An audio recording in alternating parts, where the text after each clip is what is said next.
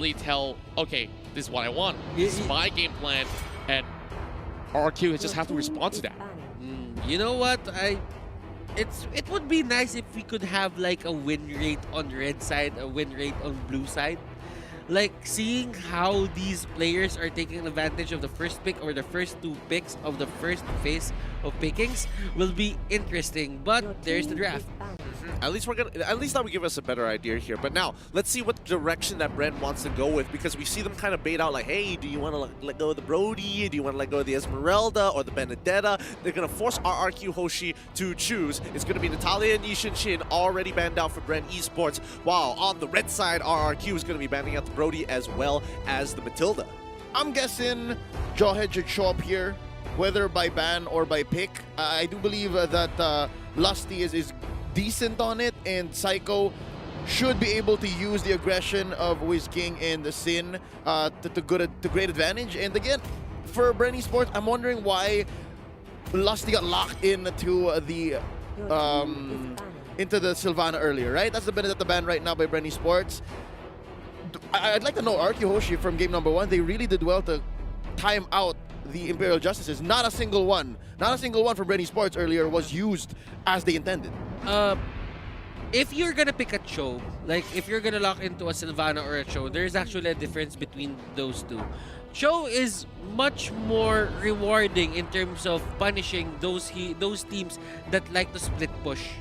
But for Sylvana, if you're gonna pick a Sylvana and the team split pushes, then they don't really fight 5 on 5 as much as possible. So you just want to go for the Cho. But for RRQ Hoshi, as you've seen on game number 1, they really like to go for those fights. So Sylvana is going to be much more rewarding. I like the read coming up from Bren Esports that they want to fight, but the Sylvana didn't just work for them at that point. Yeah, this time we are seeing Claude and Dexter coming into play for Bren Esports, so already snatching this key pick away from Sin. What a way to actually welcome him on the stage. But RRQ Hoshi, we talked about that Sylvana a lot. Don't you think it's also quite dangerous that they opened this pick up for RRQ? I would totally agree here. I mean, the Sylvana is probably going to be the pick coming in from RRQ, but the question is whether do they want to get the Yuzong or do they want to get something else? And oh no, instead, they're going to completely avoid it and go straight for something extremely reliable, the Jawhead as well as the Selena. Yeah, the thing about Jawhead is why I'm forcing it and why I'm just not over it yet, why game 1 it didn't show up is it's always on. Ejector is not an ultimate. Ejector comes on and off like within the same team fight 2 or 3 times. And yeah, Unstoppable Force, it's an almost confirmed -1, except for if it's like a tank or someone with mobility. But right here, right now, I think if they don't pick up a hero for Lusty, it's gonna be tough. Again, you have to focus so much for your mid lane when you're looking at Bren Esports here. This can't be a gold laner. There it is. Yep, that's Lusty's show.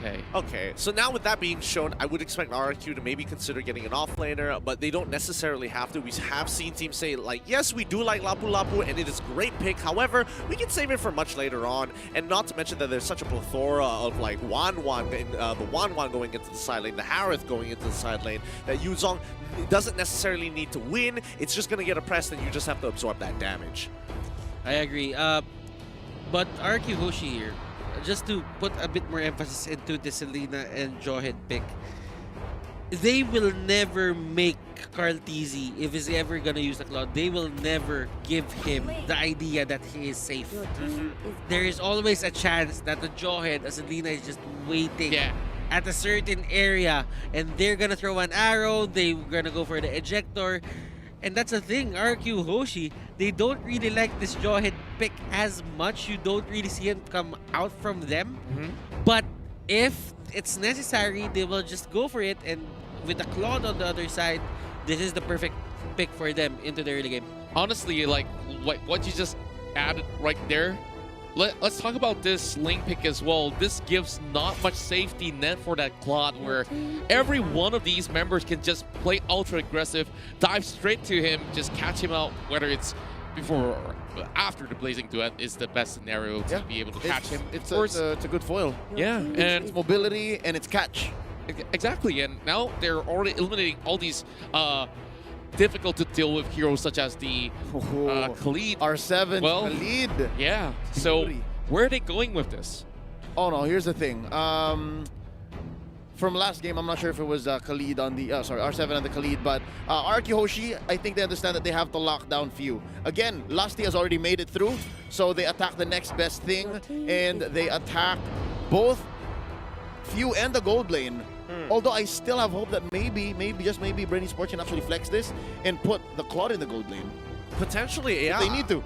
I think, you know, throwing Claude into the gold lane is definitely a shout here, and that's why RRQ is just banning out the 1-1, saying at the very least where you're gonna have to flex the Claude. Claude is something that we can see, so that we can deal with, and you can't really change it. The 1-1 could be flexible later on, so don't want to deal with that whatsoever. Thamo's getting banned out by Bren. It looks like they want to push RRQ towards that Lapu Lapu. I think Bren is baiting out the Belleric right now for the side of RRQ Hoshi. Like, you have the Claude, you ban out 2 side laners. It feels like you're baiting out something here, but that is going to be the gold lane Harith. Will RRQ Hoshi give in? Because the Claude-Belleric relationship is actually, you know, very complex. It's a love-hate relationship. I mean, to be fair, Lemon isn't playing, so they might not necessarily whip it True. out, but you don't really know. True. And I do like the Harith pick more so because you can flex him into that gold lane and in towards the mid lane as well, leaving that final pick to kind of predetermine, yeah, we could get the Lapu Lapu, we could still kind of spice things up and, you know, add in a Farsa if we really wanted to, or, you know, add in a bigger tank later on. Yeah, 2 mages can still show up, 2 mages.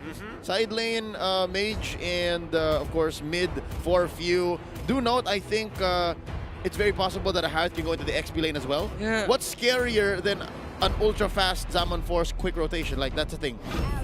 I don't really see anything, or I don't really see any hero on the side of RQ Hoshi that will pin people down in a certain area. I don't think they need to. If at anything, this they're point. chasing. They're chasing. They're hyper aggressive here. They're playing with the Jawhead and as well as the Selena. Both of those predetermined that if you walk up, we will try to take advantage. But I think, you know, Bren, they've got some really good options here. We've seen the matchup time and time again between Selena into the Cho, where, you know, Cho can actually face tank a lot of these Abyssal Arrows with a well-timed Shinpo, and then it's not that big of a deal. But coming in with that Sylvana, level 4 is going to be kind of interesting for both sides. I can't really tell who's going to win that level 4. Okay. Okay, But like this. RRQ, they're going to be locking in the Ruby. Ruby. It gives them certain damage, it controls people, and they just want to hold them into place. And this is perfect for them. There's enough time for them to take people down. I mean, chasing down people, yes, that's true, but you still have to take into consideration the Zaman Force. Harith wants to be there. You know, Ling might be chasing them down, but I think Ling on the other side is just gonna go for the backline. I think that's their main idea here. Yeah, we've seen this sort of composition before from the side of Bren Esports. What I'm really surprised is that they honestly didn't bother about the Alice pick or the Sylvana, which easily could have been banned away, and they offer 1-1 instead, which kind of secures things for RRQ. Like, hey, if game 1 it went our way, we're gonna do it again.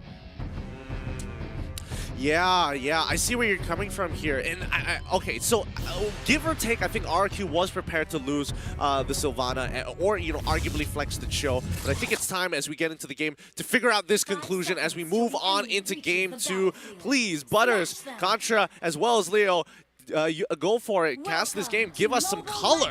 Here we go. Bren Esports versus RRQ Hoshi. If Butters was right, if the pacing for Bren Esports actually is beneficial, that they learn a little bit from game number 1, we'll see. This should be the litmus test for that. Now, Lusty leashing a bit for Carl TZ. This is a quick purple. I think this just allows Carl TZ to be able to move out a little faster, get that BMI, and get that extra little bit of damage and mobility. And then moving on, that's also the purple. Oh, no, orange first. Orange first here for Sin.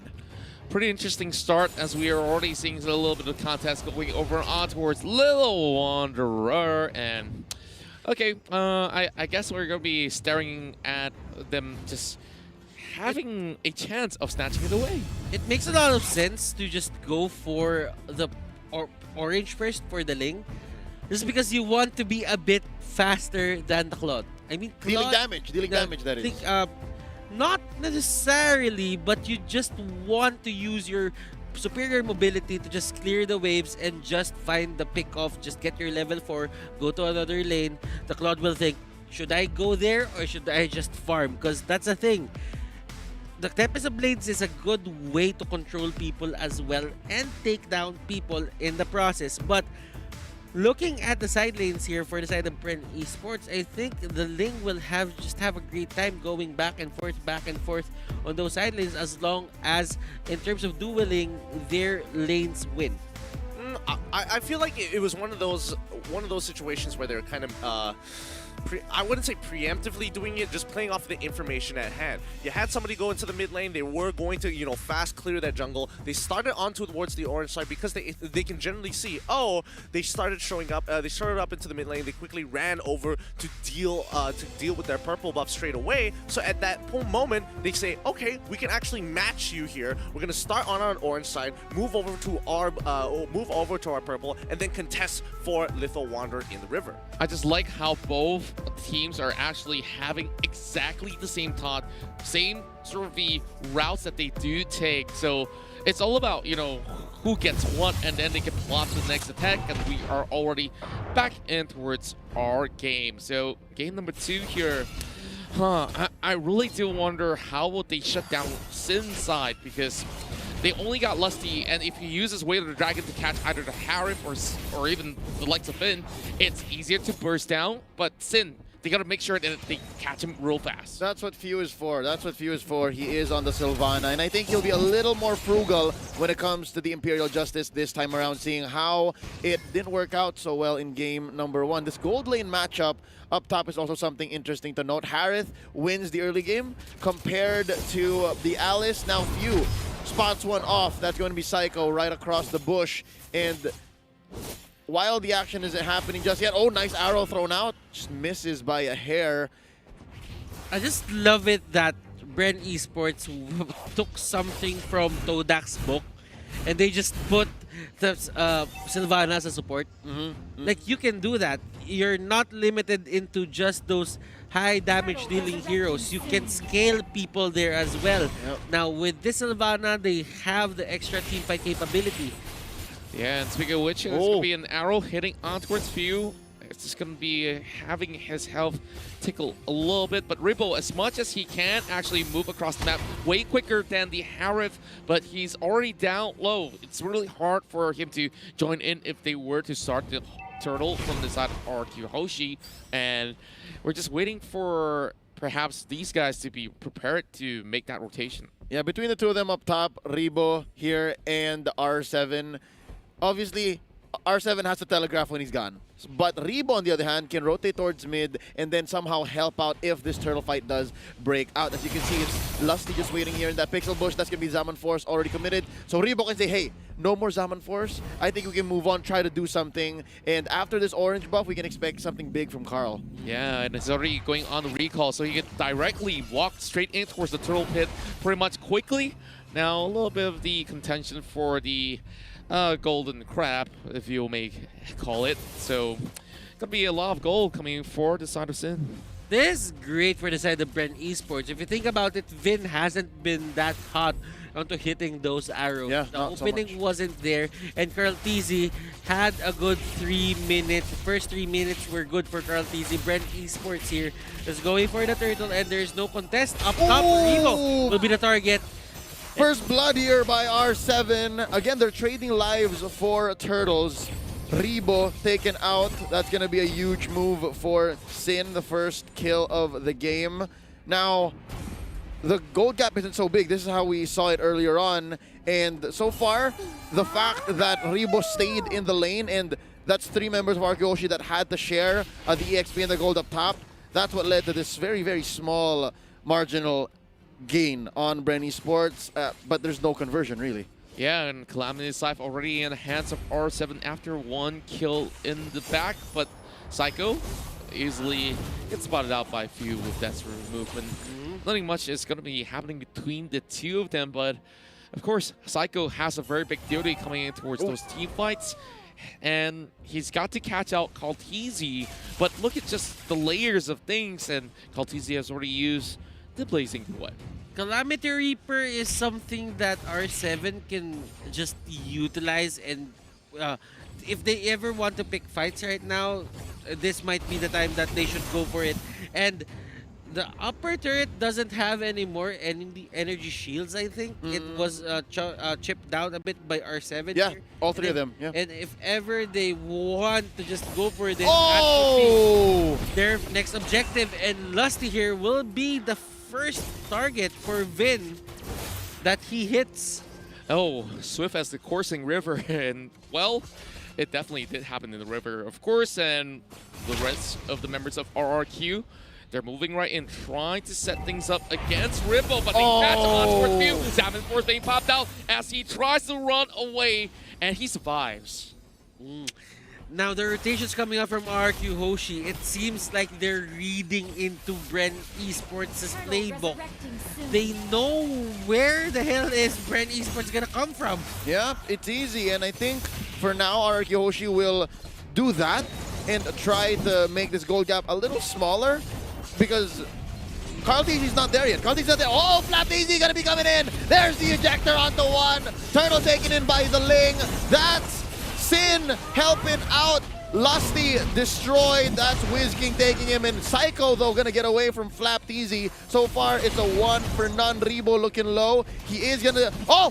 The flicker in! The flicker in! Oh, the boy. damage from R7, ladies and gentlemen. They're all low, but they're getting the kills nonetheless. Psycho just acting as a barricade. Carl-TZ and Few can't do much. Wow, that was a total win. A wash for Bren Esports. They couldn't get anything, and conversion through the roof. A turret. You want a turret with that? Yes, sir.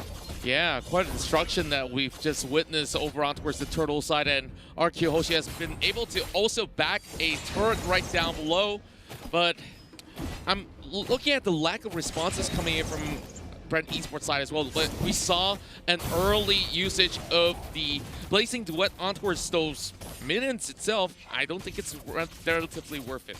I think Carl-TZ just understands that he has to speed up the clear. Sure. He has to catch up, and they can see that the gold gap is growing. And if he's not joining fights, which I think they shouldn't, then yeah, Blazing Duet, by all means, pull the trigger. Now, I'm seeing Bren Esports having a hard time. Well, that's obvious. But still, we haven't seen Carl-TZ with the Blazing Duet. And it just seems to me that RRQ Hoshi are picking their fights well.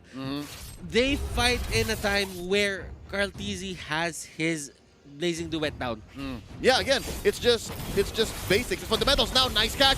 Imperial Justice on a Psycho. Plus a Diamond Force by R7. A few shields gonna save him. There's the Tempest of Blade. And Sin knocks out Carl-TZ. Oh, R7 barely survives. Flap-TZ pops him open. That's a double for Sin, though. Rebo gonna get away. Blood Oath keeping him alive, but how long Vin is still alive here. Flap-TZ. Shaw energy. Is it enough for him to take on two? Oh, WizKing and Vin. Here comes Sin with the orange buff. It's gonna hurt. Oh, I think they disengage. They know that Few can still deal a lot of damage. Definitely have to disengage right there. It's a 2-for-2 trade, and it's still working out for side of Bren Esports. As at least they do have Flap-TZ here, and they are getting flanked from multiple directions. It's a killing spree coming in for Sin, and the next one to fall. It's gonna be Sin that gets cut out. I think it's pretty okay with this catch. Yeah, well, Few still the instinct to stay and know that I can out-sustain these members of RRQ Hoshi left. The spiral strangling keeps El Capitan alive enough to make sure that when Carl-TZ comes back, they can contest for this turtle. And ooh, look at this down bottom. Oh yeah. Gives them enough space, and Carl gets hit by the arrow. Oh, Damage output!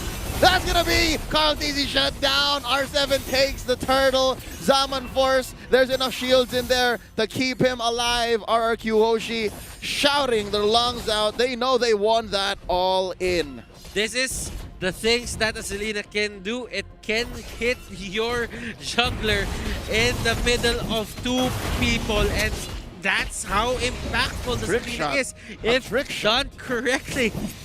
Oh, you just look at WizKing and he does not even care how much you get put upon it, but Psycho is getting focused on, and they are already trying to get away to cut through the throats, and the Yuzong still gets away with that kill after expending that execute. Oh, that was a beautiful execute. Full range, I believe, because Flap-TZ clicked it as he was exiting. Now, if only this was a Festival of Blood. I think he made the call. That was a calculated decision prior to the game. He picks Killing Spree so that he lasts longer in these fights. I'm wondering if he's kicking himself right now saying, oh, I could have gotten stacks. I could have gotten stacks.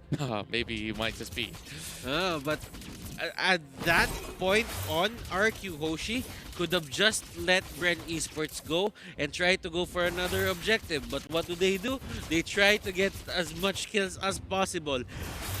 Then Carl TZ here is gonna have more time to just get his farm. There's no pressure for him. Lusty gets an Athena shield. They are slowly scaling up to that point where RRQ Hoshi, they might not have an answer for this Claude anymore. Oh, here we go. Black Dragon form. Black Easy comes in. There's the Imperial, just catches one. R7 decimated. And now underneath the turret, this fight is going to continue. They're going to trade out Lusty. Taken out by Psycho. It's tank-on-tank violence. I still call it supportal combat. No. All down bottom. Sin with the split push. Ladies and gentlemen, that's a worthy trade. That was way too sneaky coming from the side of RRQ. Yes, they did trade, and it's okay for Arsenal right there as they still managed to catch on towards Lusty. Mid lane. No, an ejector into the back. Tempest the Blades keeping him down. They're still alive. Flapteezy, quite a few hits. Oh! Few able to help Cartili survive, but only for so long because Flapteezy is gonna bite it right here. It's only Few and Rebo. Lusty gonna be trying to come back. That's good. Blood Ode into the back lines, and Vin is getting the brunt of this all. And right now it's Few, and he's Spyro Strangling once more, poking the front lines, and there's Zaman Force. Oh, you do best to disengage, and R7 gets one still. And these are the fights where you can see the split decision making coming on from these teams. Carl TZ goes back in, takes down Ling. Now when they saw that, someone just jumped on Carl, took him down. The threat assessment here for both teams are so on point. They turn instantaneously if ever a high priority target is in front of them. Yeah, as much... you just took the words right out of my mouth. They just appear and immediately they pull the trigger right there, just like how Rebo is getting chunked out. Blood Ode trying to survive, but Rebo will still fall nonetheless. Now RRQ, they should be able to get the top side of the tier 1s, and the Lord is already out, but Few already engaging, and Kaltizi gets caught out.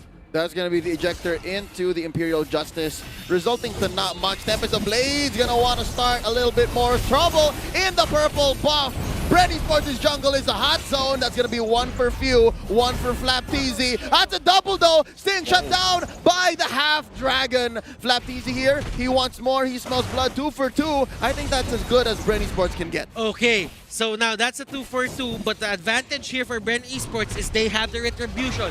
They can get this Lord from trying to slow it up a bit, but Psycho and Whisking, they won't let that happen. They're gonna force the issue, and here comes Rebo. Psycho gonna be going back. Oh, Way of the Dragon. Lassie says, get away from here, and the Lord is secured by Bren Esports. Just one slight mishap coming from the side of RRQ Hoshi has opened things up, and it all led to this. When they saw Sin was already out, immediately they called for it, especially, you know, having no retribution on the side of RRQ. And by the time Rebo come, RRQ says, okay, this is definitely not going to be our Lord. And oh boy, this might just be the biggest comeback coming towards game 2. Bonas, I have a question for you. 3 towers on RRQ Hoshi, but Bren Esports got the Lord. Who won the trade? Definitely Bren Esports, because they are the ones who's gonna stall the game a bit. Now, this is a Luminous Lord. This is something RRQ Hoshi needs to send 2 to 3 people for. At least.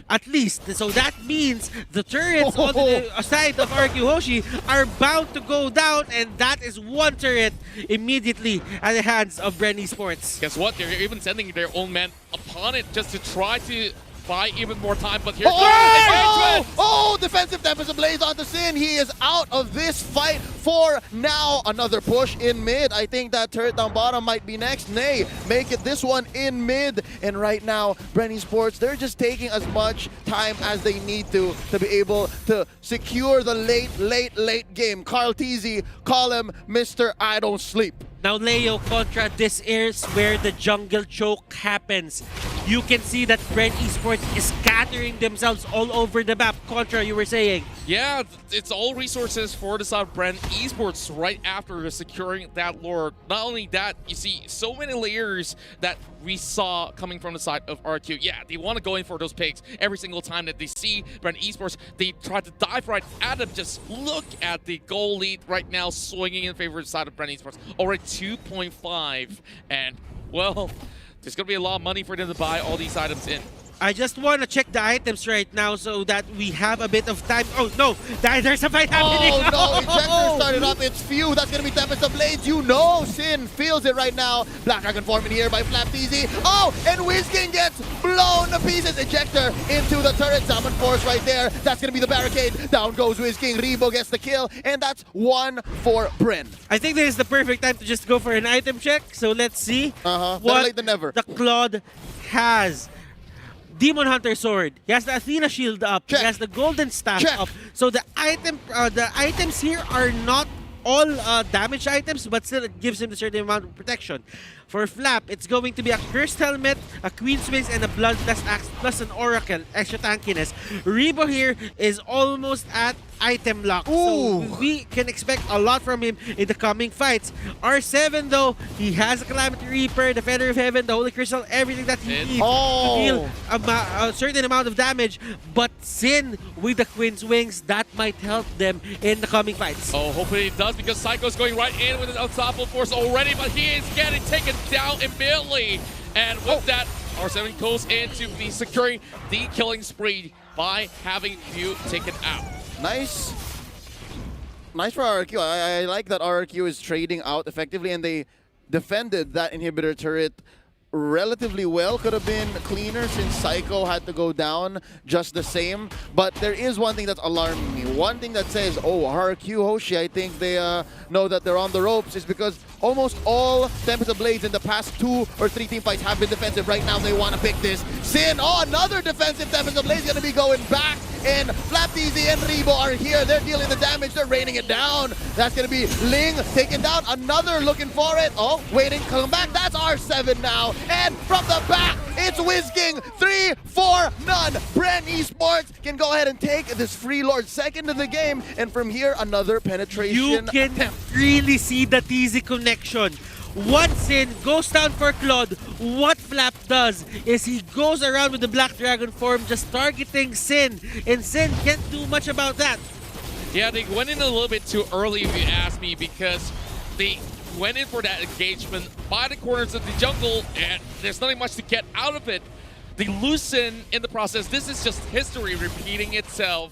Oh. And second Luminous Lord for the side of Bren Esports. I think they have got this game pretty much sealed. Yep, Divine Glaive going over to R7, but check it out, FlapTZ just got his Sea Halberd now. Middle lane pushed in, Lord isn't even on the map just yet. Now, we have come from just building casual Deadly Blades into actually turning it into a full-on Sea Halberd, and that is just impressive. That just shows how much FlapTZ wants to really stop the regeneration and finish fights when they started, because I believe the next 1 or 2 team fights, if it even extends to that, could be the last. Yeah, and looking at R7, they don't really have as much deaths. WizKing as well, so you really just have to stop them on their tracks. If they can stall out the game, make an important pickoff, make an important play, then that might be something that Bren Esports can lose from. Yeah, speaking of losing stuff, they're already lost the top side of the turret, and you can definitely see that Finn is absolutely caught out. That's not where you needs to be at, but the Lord is already scored it, and Lusty is hunting for those kills. Bren Esports will definitely get this equalizer right here for the Philippines. Sitting at 1-1, Butters, you may have been the herald of good news for many Filipino fans around the world of Mobile Legends and of Bren Esports. Maybe, just maybe, that game 1 was all they needed to pick up the pace. I mean, well, it could be a download game. No. I'm not quite sure. I haven't really talked to them if they really like their download games, but it happens for some. And you can't really explain it, but if the tournament meta is not available or changes,